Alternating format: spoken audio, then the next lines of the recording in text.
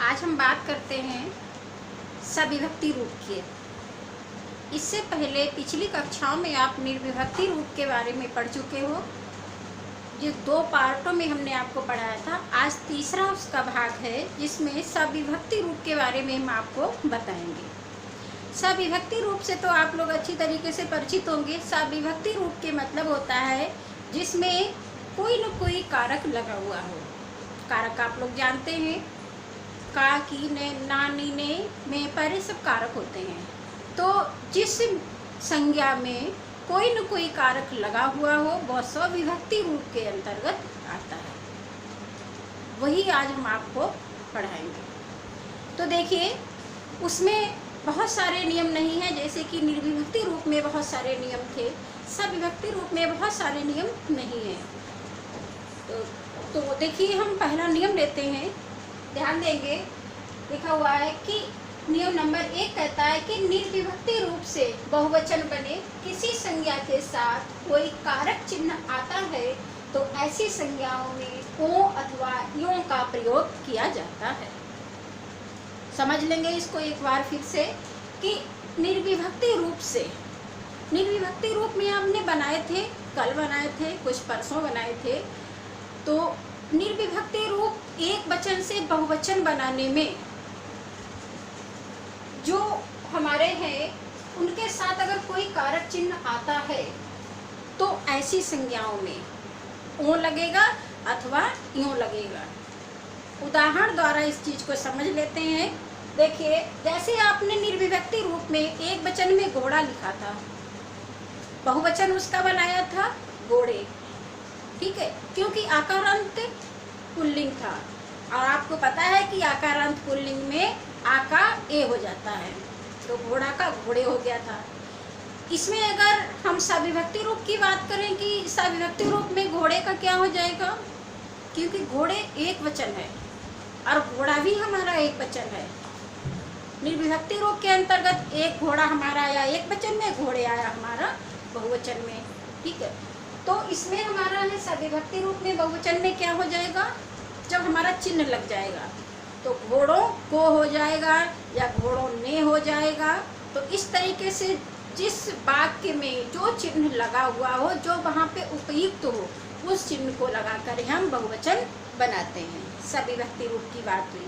दूसरा हम शब्द लेते हैं, जैसे लिखा हुआ है लड़का। लड़का का क्या होता है निर्विभक्ति रूप में बहुवचन में, लड़के, आपने पढ़ा था। तो इसको अगर हम सविभक्ति रूप में लाते हैं, यानी कि अगर कोई चिन्ह लगा देते हैं तो हो जाएगा लड़कों। जैसे लड़कों को, लड़कों ने, इस टाइप से हमारे वाक्य के अनुसार चिन्ह लग जाएगा और वो हमारा बहुवचन बन जाएगा। इसी तरीके से अगला शब्द लेते हैं, जैसे लिखा हुआ है भक्त। भक्त हमारा निर्विभक्ति रूप में है, इसका बहुवचन हमारा भक्त ही रहेगा। ये हमारा निर्विभक्ति में नियम नंबर 2 में आपने पढ़ा था कि अकारांत पुल्लिंग संज्ञाओं में हमारे एक वचन और वो बहुवचन दोनों समान रहते हैं। तो भक्त का हमारा निर्विभक्ति में एक वचन में भक्त है और हमारा बहुवचन में भी भक्त ही रहेगा। लेकिन अगर हम सविभक्ति में आएंगे, कोई चिन्ह लगा देंगे तो हमारा भक्तों को हो जाएगा, भक्तों ने हो जाएगा, भक्तों से हो जाएगा। जो भी जो उपयुक्त हो वो चिन्ह लगा करके हम उसका बहुवचन बना देंगे। अगला है शब्द हमारा निर्विभक्ति में फूल।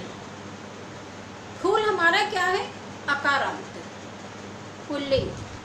निर्विभक्ति में नियम नंबर 2 में हमने पढ़ा था, वो एक वचन और बहुवचन में बराबर ही रहेगा। यानी कि हमारा निर्विभक्ति में एक वचन में फूल है तो बहुवचन में निर्विभक्ति में भी फूल ही रहेगा। लेकिन अगर हम कोई चिन्ह लगा देंगे तो फूलों हो जाएगा, ठीक है।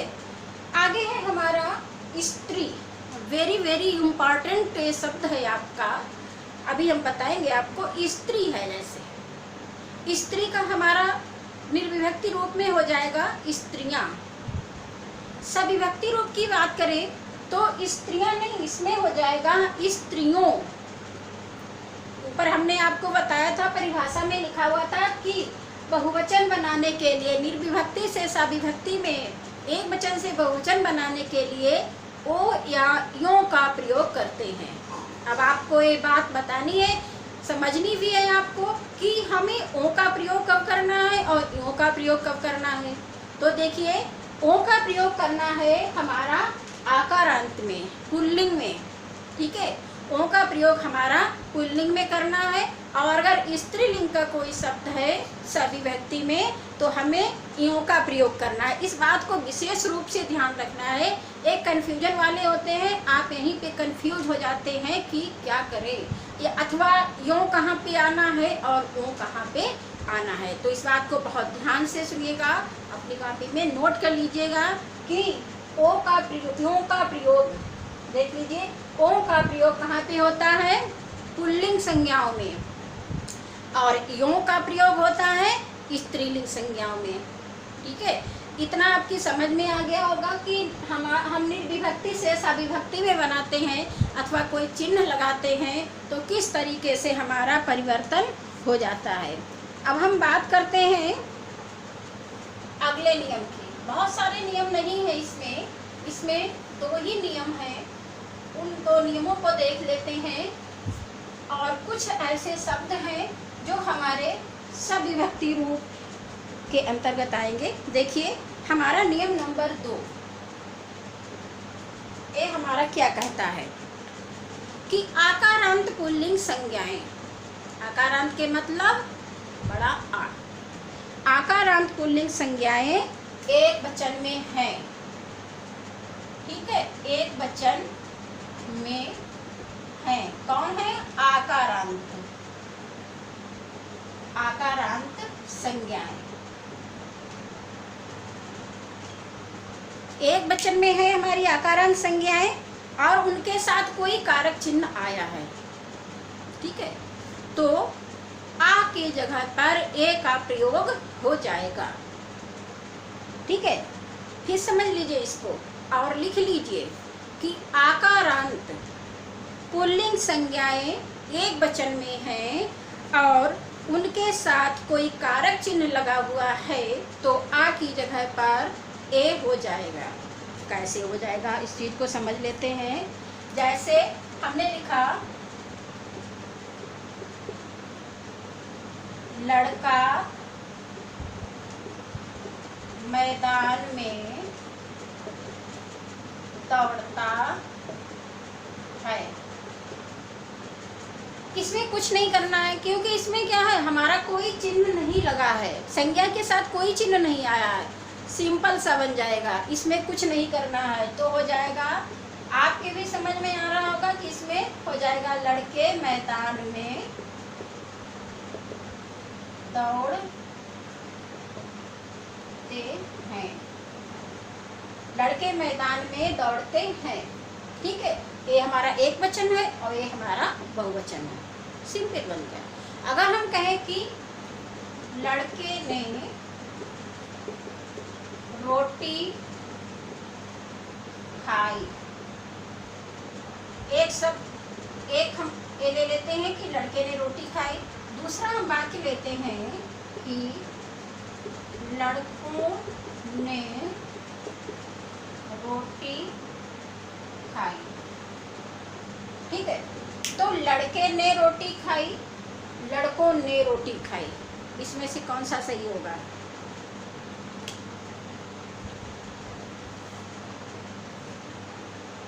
ठीक है, लड़के ने रोटी खाई या लड़का ने रोटी खाई।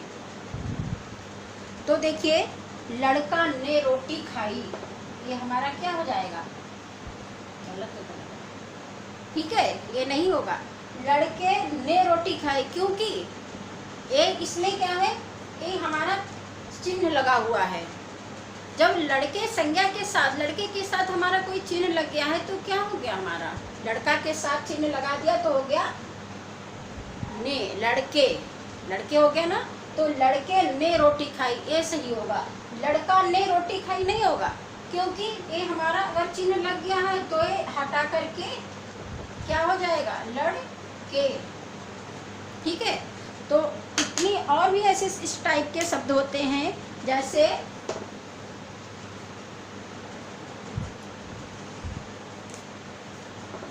घोड़ा ने रस्सी तोड़ दी। दूसरा लेते हैं, घोड़े ने रस्सी तोड़ दी। ठीक है, दोनों लिखे हुए हैं, घोड़ा ने रस्सी तोड़ दी, घोड़े ने रस्सी तोड़ दी। इस टाइप के आपके शुद्ध और अशुद्ध में वाक्य आते हैं। लगभग हर कंपटीशन, एकेडमिक जितने भी एग्जाम होते हैं, लगभग सभी में इस टाइप से पूछे जाते हैं, शुद्ध अशुद्ध पूछे जाते हैं। एक वचन से बहुवचन बनाने के लिए निर्विभक्ति रूप में भी आपके सामने आएंगे, सविभक्ति रूप में भी आपके सामने आएंगे। तो आप कहीं पे गलती ना करो। घोड़ा ने रस्सी तोड़ दी, ये हमारा गलत होगा, क्योंकि घोड़ा के साथ में क्या लगा हुआ है, चिन्ह लगा हुआ है। जब हमारा चिन्ह लग जाता है तो वो हमारा क्या आ से ए में परिवर्तित हो जाता है। जैसे घोड़े हो गया, यहाँ पे घोड़े ने रस्सी तोड़ दी। अब इस चीज़ को आप लोग अच्छी तरीके से समझ चुके होंगे। आगे हम बात करते हैं आपके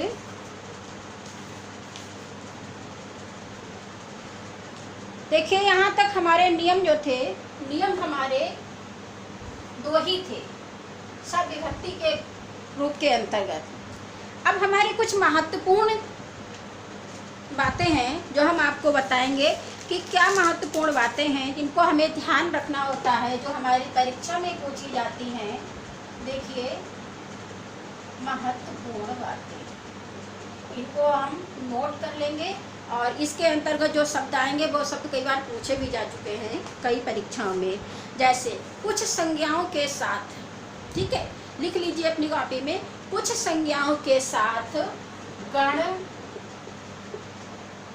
जन, वृंद, लोग, ये चार शब्द होते हैं। कुछ संज्ञाओं के साथ में इनमें से ए शब्द जोड़ करके एक वचन से बहुवचन भी हम बनाते हैं। ठीक है, जैसे हमारा पहला शब्द है गण। ठीक, हमने लिखा शिक्षक, शिक्षक, ये हमारा हो गया एक वचन में। ठीक है, बहुवचन हमने बना दिया, शिक्षक हो गया। और अगर शिक्षक, इसको हम शिक्षक गण भी बना सकते हैं। ठीक, तो इसको बहुवचन में हम शिक्षक गण भी लिख सकते हैं। ये हमारा हो गया शिक्षक गण। दूसरा शब्द है हमारा जन। ठीक है, तो जन, देखिए जन हमारा कहाँ पे आता है, जैसे हमने लिखा भक्त। भक्त हमारा एक वचन में, बहुवचन में समान ही होता है, अकारांत का है हमारा पुल्लिंग का, लेकिन हम इसमें जन भी जोड़ करके इसको बहुवचन बना सकते हैं। अगला है हमारा वृंद। वृंद में हम जैसे लिखते हैं शिशु वृंद, शिशु वृंद, नारी वृंद। इस टाइप से हम वृंद लगाकर एक वचन से बहुवचन बना सकते हैं। अगला है हमारा लोग। इन चार शब्दों को आपको याद रखने होंगे। तो लोग में हम लिख सकते हैं, जैसे हम अक्सर बोलते रहते हैं, गरीब लोग, ठीक है, अमीर लोग, नेता लोग। इस टाइप से हम एक वचन से बहुवचन बनाते हैं। इसके अलावा में कुछ संज्ञाएं हमारी हमेशा बहुवचन में होती हैं। ठीक है, कुछ ऐसी संज्ञाएं होती हैं जो बहुवचन में ही होती हैं। जैसे हम लिखेंगे हस्ताक्षर। हस्ताक्षर हमारा हमेशा बहुवचन में ही होता है। अगला लिखेंगे हम आंसू, हमारा हमेशा बहुवचन में होता है। होंठ हमेशा हमारा बहुवचन में ही होगा। होश, ठीक है। और प्राण, प्राण एक बार पिछली बार परीक्षा में पूछा गया था कि प्राण एक वचन का हो या बहुवचन का है, तो प्राण हमारा जो है वो बहुवचन का है। और हमारा और शब्द आते हैं जैसे कान, कान हमारा बहुवचन का है, काने नहीं होता है, ना कानों होता है। कान हमारा हमेशा बहुवचन में ही आता है। ठीक है, ध्यान रखेंगे इस चीज़ को कि बहुवचन के लिए हमें कानों और काने नहीं लिखना है, कान का हमें कान ही लिखना है, नेत्र का नेत्र ही लिखना है, तेवर का तेवर ही लिखना होता है। बहुत सारे इस टाइप के शब्द हैं, आपके सामने आएंगे, आपको याद कुछ शब्द जो हमने दिए हैं इस टाइप से आप देख लीजिएगा, इन शब्दों को आप याद कर लीजिएगा, क्योंकि ज़्यादातर इसी टाइप के शब्द पूछे जाते हैं। कुछ ऐसे होते हैं कि जो ज़्यादातर वही रिपीटेड होते रहते हैं, बार बार पूछे जाते हैं। अगला हम देखते हैं कुछ मात्राएं। कुछ मात्राओं का प्रयोग हमेशा एक वचन में ही होता है। ठीक है, कुछ मात्राओं का प्रयोग हमेशा एक वचन में ही होता है। जैसे जनता, जनता हमारा एक वचन में ही होगा। भीड़, भीड़, प्रजा, इस टाइप के जो हमारे शब्द हैं वो हमेशा एक वचन में ही होते हैं। आगे है जैसे पुलिस, पुलिस भी हमारा एक वचन में ही होता है। पानी, वर्षा हमारा एक वचन में ही होगा। और धातु अधातु जितनी भी धातुएं हैं, अधातुएं हैं, कोयला, सोना, चांदी और द्रव्य जितना भी है, पानी है, तेल है, ये सब हमारा एक वचन में ही होता है। नोट कर लीजिए आप लोग। आगे है कुछ सम्माननीय और आदरणीय या उच्च पदों पर आसीन, कुछ हमारे आदरणीय शब्द होते हैं, कुछ सम्माननीय, जैसे है कि पिताजी आ रहे हैं। हमने हैं क्या लगाया, बहुवचन, क्रिया हमारी बहुवचन की है, पिताजी हमारे एक वचन के हैं। तो हमेशा इसको देखेंगे कि आदरणीय और सम्माननीय या जो महापुरुष होते हैं वो हमेशा बहुवचन में ही होते हैं। ठीक है, पिताजी आ रहे हैं, माताजी खाना बना रही हैं। माताजी खाना बना रही है नहीं होता है, माताजी खाना बना रही हैं। है हमारा किसका है, बहुवचन का है, क्योंकि माताजी हमारी क्या है, सम्माननीय है। ठीक है, जवाहरलाल पहले या प्रथम प्रधानमंत्री थे, था नहीं होगा, थे बहुवचन में, क्योंकि वो हमारे लिए सम्माननीय है, वो हमारे विशेष हैं, इसलिए हम उनको सम्मान देने के लिए बहुवचन में ही उनका प्रयोग करते हैं। आगे है कि अनेक स्वयं में बहुवचन होता है। एक बहुत बार पूछा जाता है, जैसे अनेक एक वचन का है, बहुवचन का है, तो अनेक स्वयं में ही बहुवचन है, अनेकों नहीं होगा। अनेकों लोग वहाँ टहल रहे थे, ये नहीं होगा, अनेक लोग वहाँ टहल रहे थे, ये सही होगा हमारा। तो अनेकों हमेशा कैसे होता है, बहुवचन में ही होता है। आगे है कि हमने इससे पहले आपको बताया था कि है हमारा एक वचन का होता है हमेशा, और है हमारा बहुवचन में आता है। इसी तरीके से रही है, ये हमारा एक वचन में होगा, और रही हैं ये हमारा होगा बहुवचन में। तो देखिए आज का हमारा जो था सविभक्ति रूप, ठीक, ये हमारा आज खत्म हो गया है। और जितना भी हमने बताया है अपनी कॉपी पे नोट कर लीजिएगा, जितने नियम बताए हैं वो अपनी कॉपी पर नोट कर लीजिए और उनको अच्छी तरीके से कई बार उनको रिवीजन कर लीजिए, पढ़ लीजिए उनको। तो आज हमारा टॉपिक जो चल रहा था 3 दिन से वचन का, वैसे तो वचन बहुत नहीं लगेगा कि ये बहुत बड़ा है, लेकिन वचन काफ़ी बड़ा था, आपको अब लग रहा होगा। तो 3 दिन से हमारा टॉपिक चल रहा था, आज हमारा खत्म हो गया है और इसको आप लोग अच्छी तरीके से पढ़ेंगे। थैंक्स।